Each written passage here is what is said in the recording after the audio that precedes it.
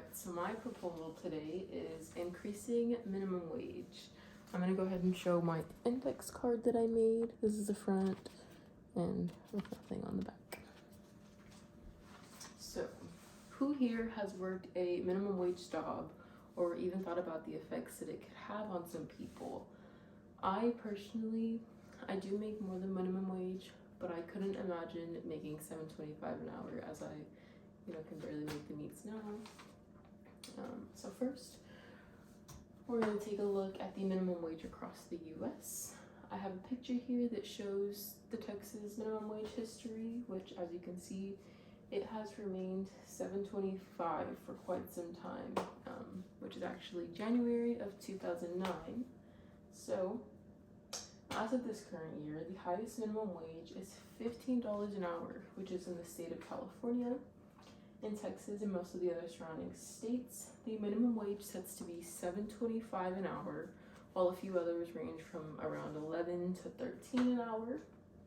According to American Progress, a declining real minimum wage has rendered many workers without making enough income to make ends meet. Again, living off of this is really unsupportable, and it's hard to live off that much. Moving forward to Texas, it is the lowest state with minimum wage, along with others being with it.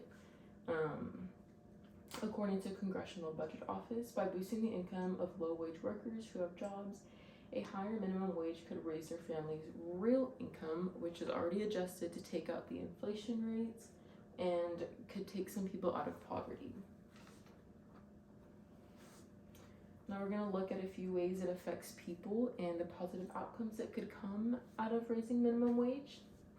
So, a few outcomes of raising this could be workers remaining on the job if they stay longer and the minimum wage or their pay is worth it. They're going to end up staying and they're not going to leave.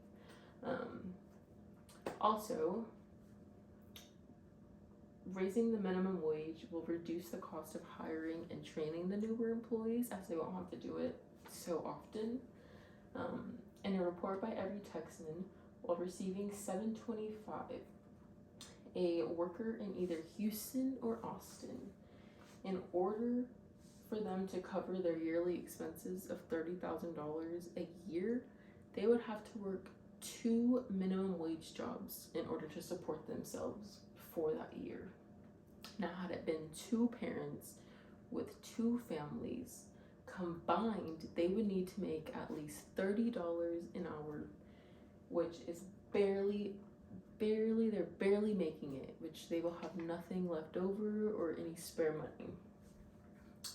In addition, not only can increasing the wages benefit the people and workers, but it can also help the government and state programs, as some in poverty tend to get help and assistance from them. Continuing, a quick note, it is said that 63% of Americans have left their jobs partially because their pay was too low for them. Gradually raising the wages to $15 an hour, or at least 10, would benefit millions of people.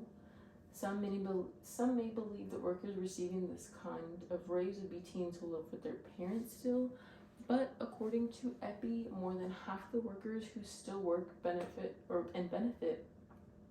from a pay raise range from the age 25 to 54, with one of them being 18. And in addition, a fourth of them have children. In conclusion, we went over a few main points today. One being that, again, it's insupportable and you can't support yourself getting this much an hour. We are due for a change, as it's been the same for many years, since 2009.